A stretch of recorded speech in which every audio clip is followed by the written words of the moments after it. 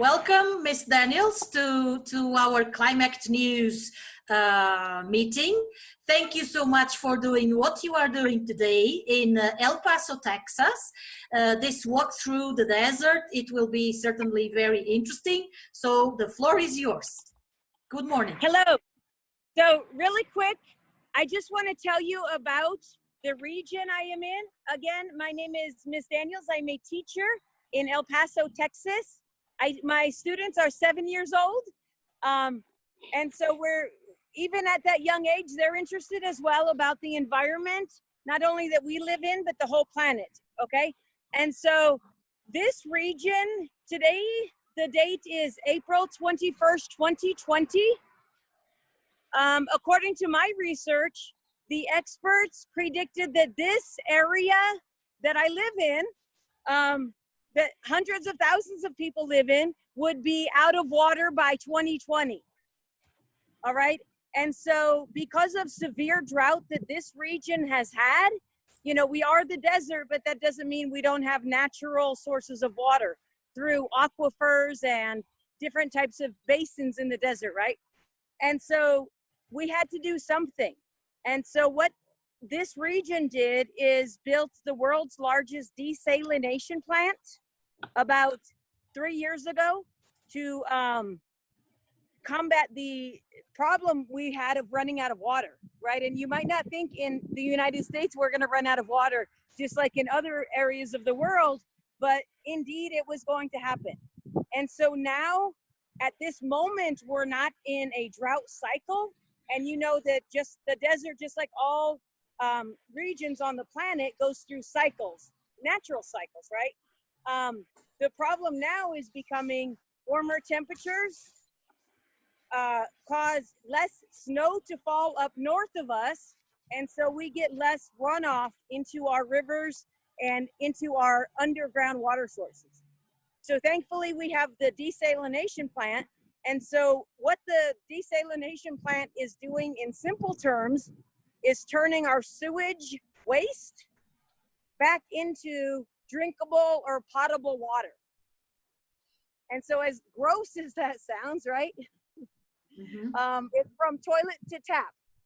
I don't know the translation for that, but it's working. And so thankfully we have this technology, but that can't be enough. We have to do something else to make worldwide the problem of drought not affect us, right? Not just us, but the environment.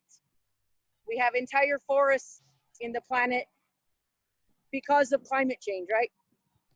Right. And so what I want to do is take a walk through the desert, and then I'll answer any questions you have. I can only walk so far because our national park is closed, but you see I'm out in the desert. Just for you. So we're going to just take a walk. I'm going to turn my phone around so you don't see me. You'll see the desert. And there's beautiful butterflies if you notice them. Okay. Okay. Walk. Okay. We're ready.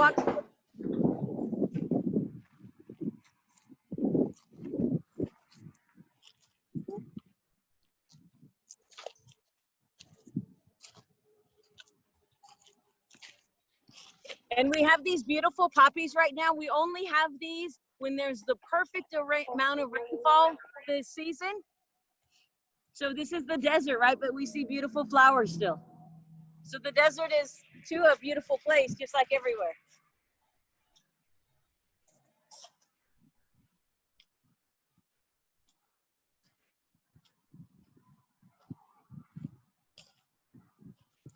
Is that tree still alive? Yes, that's what I wanted to stop and mention. This tree is not dead. If it was dead, it would snap, right?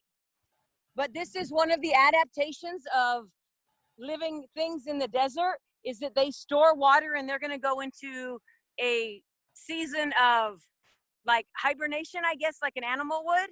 But this tree is not dead. Pretty soon this tree will be blooming again, and then it'll go into, you know, different how do you call it? It's not dead. You'll see this one. Mm-hmm. You see the trees are the leaves? Oh yeah. Yes. So it's not dead. It's just how it preserves itself because there's not a lot of water in the desert. Just like these cacti. Ah. They're not so healthy right now, but They absorb the water, right? I think people, at least in the movies, we see they cut those cactus and they kind of drink. Yes, them. and they're a type of food. We actually sell them in the grocery stores. They're a type of food. This part, we could cut it and eat it, and it's very good. You can get like aloe, you know, you put on when you get sunburn, aloe vera. Yeah. From the cacti, yeah, see. Whew, walking off the path. So I'm gonna go here. Is it very hot today in there? Today the temperature is predicted to be 89 to 90 as a high. Fahrenheit. Fahrenheit, yeah. We need to make the conversion. So yes, you see, even within this brush, looks dried up, and it will probably blow away like tumbleweeds. But you see the beautiful flowers. Yeah. So the desert does have amazing life within it. When you get into it, it's beautiful. I'm kind of off the path here. So another thing about this region that I'm standing in, this immediate area, is about 60 years ago, this used to be used as a bombing range for the army, which is a horrible thing, right? And so they think that some ammunitions are left, could be out here, live ammunition, and that's why the signs are here. But really, that is a good thing, because otherwise, this whole place you see would be filled with houses. Oh, yeah. So we're able to preserve this land, and there are people fighting to preserve this land and these beautiful mountains, because we can say, oh, there might be ammunition. So it's turning out to be a good thing, right? Like every problem, yeah, we think. I can see there's a road over there. Yes, and that road, you know, the cactus, this road cuts through this mountain. So it goes up and over and through the mountain there. Mm-hmm. So these mountains, I gave you the video to walk through. If you read about the geological history of these mountains, many, many hundreds of years ago, this place used to be underwater. So there would be a big lake. Imagine the big mountains you see were standing up, and they were like the bookends where you hold the books in. They fell over like with the ice age. And so it caused the oldest stone, the oldest rock is now like showing in some of these areas. So if I was able to walk into the national park, I could show you the stone that's like probably dinosaur bones. They found many dinosaur bones in the stone that's now upturned because the mountains fell over. Like a fossil. So this is a very famous archaeological site. Our University of Texas at El Paso, is one of the leaders in research in archaeology, digs and stones and all of that great stuff. So it's an amazing mountain range right here that we have to preserve. True. We don't need mountains on it. How long would it take to walk into the top of the mountain? To the top, some of these mountains are some of the highest peaks, right, in Texas. But maybe if you could, this one, maybe an hour. An hour. Depends. Yeah, and it's beautiful hikes. The one, I don't know if you could see way over there, the mountain range, like beyond this one. Yeah, there's another mountain there, yeah.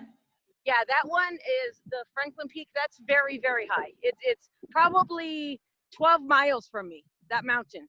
And it still looks that massive, right?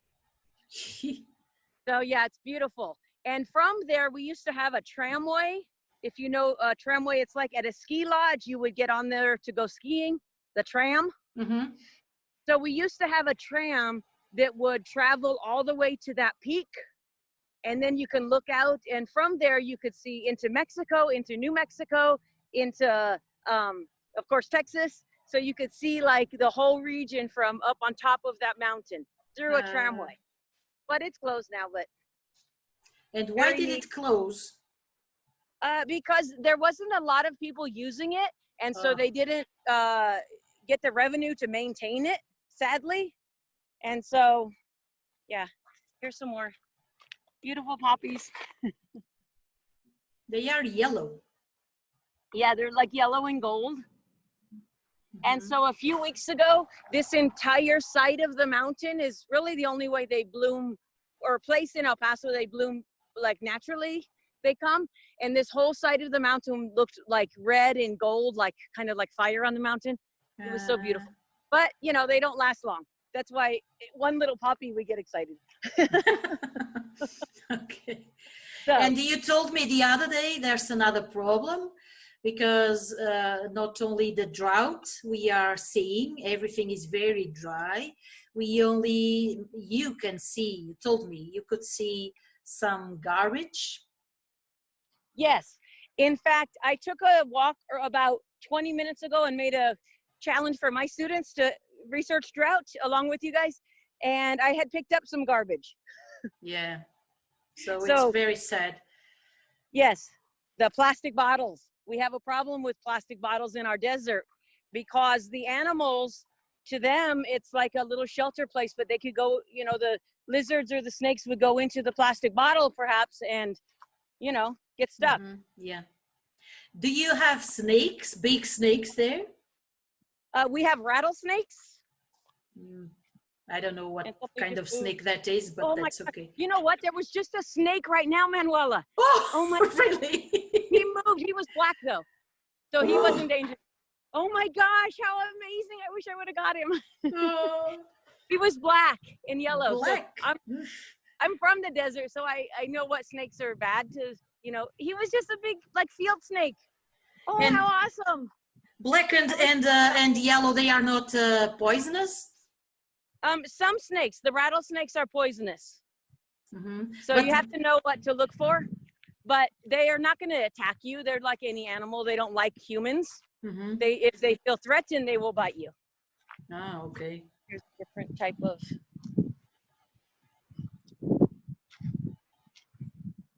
And the butterflies are loving it out here. Probably because there's no people. This is like streaming with life right now. Yeah, the butterflies, I could see the butterflies, they're kind of small. But the little white butterflies are just like all over the poppies. We can't see them, at least I can't. But no. They usually show up when the quality of the air is good. Yes, and we have, if you notice, very clear skies today. Yeah, amazing. Everything is a good thing for the nature, right? And let me see if the butterflies will. Oh, no, we saw. Woo! So yes, this is my favorite place in the world, is in the desert. Even though the ocean is beautiful, everything, but this is home. Yeah. And maybe a little snake is looking at me, but that's okay. I won't bother him. Oh my God. How amazing these butterflies. They're white. Oh, I hope I get a good video because my kids can research what kind of butterfly. You picked some of those in front of you. Yeah. The poppies and yes. So normally I bring my students here on a field trip to this museum. It's about 2 miles from our school, but they don't even know it exists. So we go visit the museum, and the museum is all about the history of these mountains. And then we come out here, and then they realize that the world around them is outside, right? And do you know when the first settlers went there to Texas or that region? Do you have no? Yes. So this region, the El Paso region, has an amazing history because it's like El Paso del Norte, the pass to the north. And so everything going west came through right here, this mountain. And inside these mountains, there's some tin mines, like tin, the metal tin. Tin mines right up inside these mountains where we had some Chinese immigrants that would work the mountains. And so this is you know, way, way, way before, you know, current immigration we had, and the beautiful rocks I'm showing you. Oh, they have stripes. Yes, and so this looks like it could be some quartz. I don't know if the video could show how sparkly the white parts are. Can you put it again in front of the camera? Mm-hmm. See, and so this rock is the same as that big rock up there, that mountain. Of course, you know how rocks get little, right? But this is an amazing region to study the history of. You asked what year. So the year El Paso was settled, the history is even before then. Okay. And this is before the California gold rush and all of that stuff over there, they came through here. My God. And actually, most historians will say the first Thanksgiving was here in El Paso. The actual first Thanksgiving, not with pilgrims and that story that, you know, somebody made history, right? But they claimed that the first Thanksgiving happened here with the indigenous peoples of the region, the Native Americans and the Spaniards that were coming over. They claimed the first Thanksgiving was right here where I'm standing. Not the spot, but yeah. It's sad because our Spanish partners couldn't make it because the teacher is ill, unfortunately. So we only have the Polish students and the Portuguese students. Okay, well, they would like to see this. Yes. Too. And so a different type of rock. Mm-hmm. This probably has more limestone in it. And so the amazing thing is the amount, and I don't want to touch too many rocks and snakes, but the amount of diversity in our rocks, right? And then here's a different rock. I can't pick it up. Oh, those are right. very, very big. So if you just imagine all of these rocks came from up there. Mm-hmm. So if I could have gone hiking up there, I could show you the different limestone and quartz, and there's this one green rock. I don't think it's jade, but it's beautiful. Most studied archaeological site in the world. Okay. So. Really, really interesting what you showed us. Yes. We only have about 8 minutes left. Okay. So I'm going to flip my camera. And I hope I couldn't see with a screen the whole time because of the sun, but I hope you enjoyed the walk in the desert. Yeah, it was amazing. The desert is a beautiful place that we have to protect, right?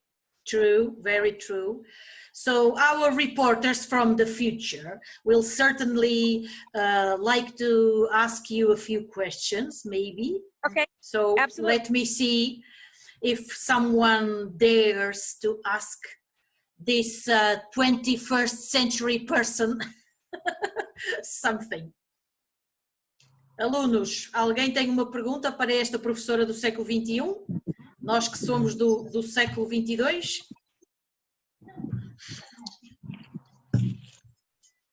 Anyone? Afonso?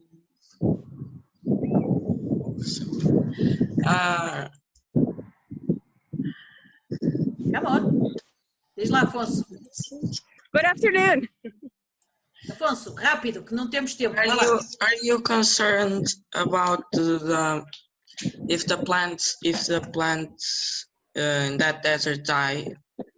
Are you concerned what could happen if they die?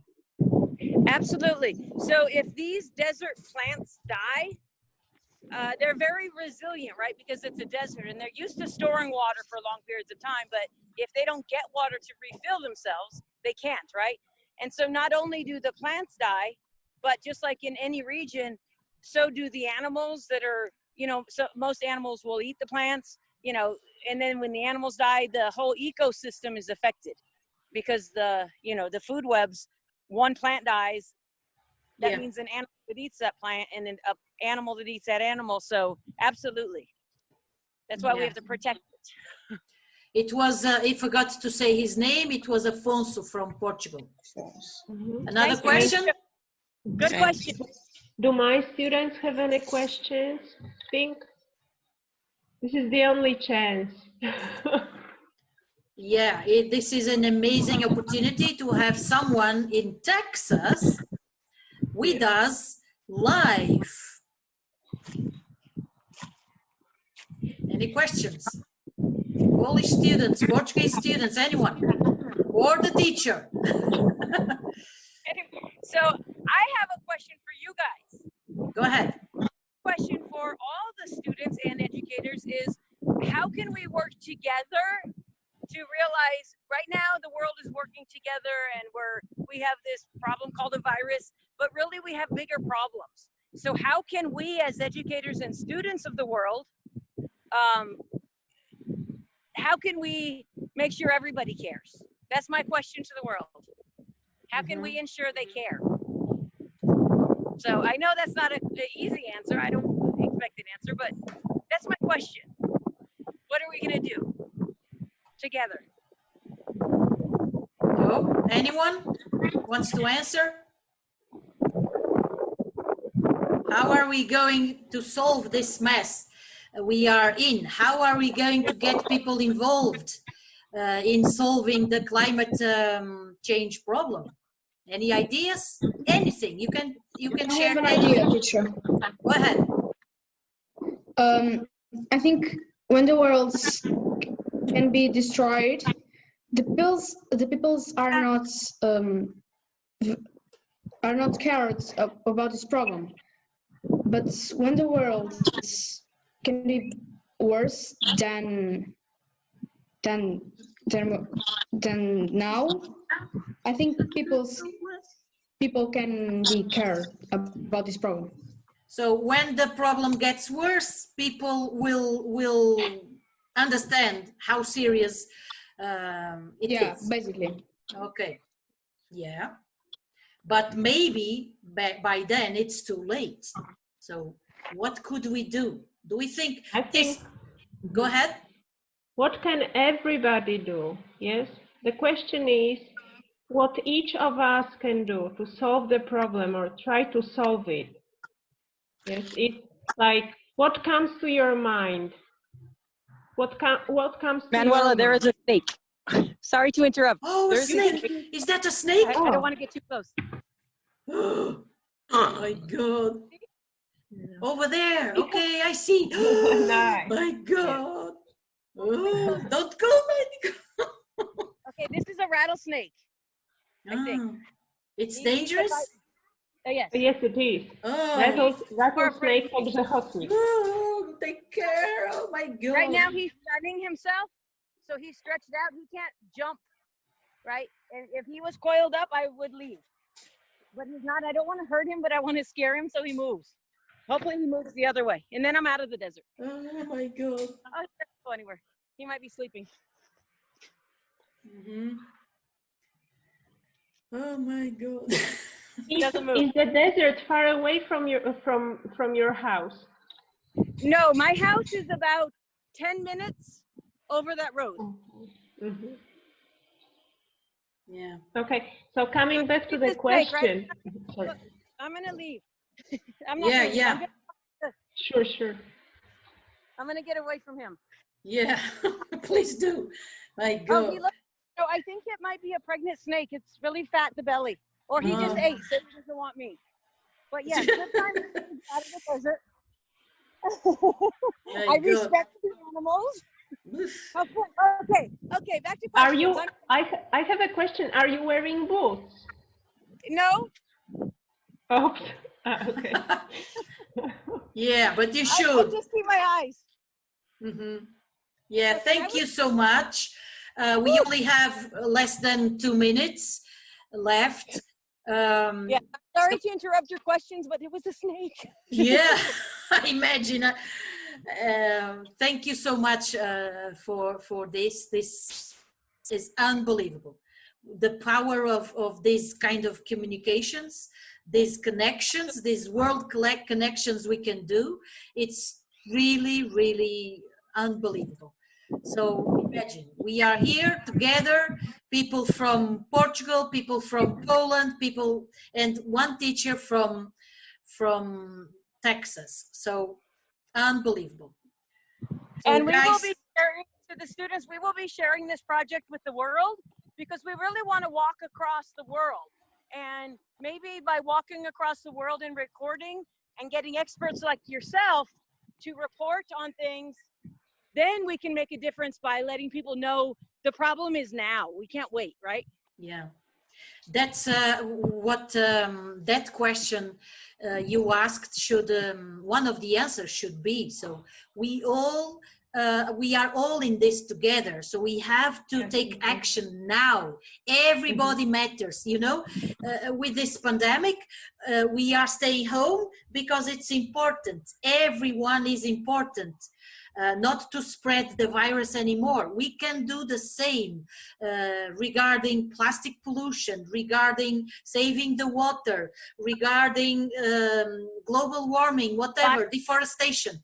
So yes, and that's what I meant. That's what I started. Yeah. Saying. Yes, sorry. We need to take little steps, right? Yeah. Like turn off the light when you leave the room. We are really, really close to ending this meeting.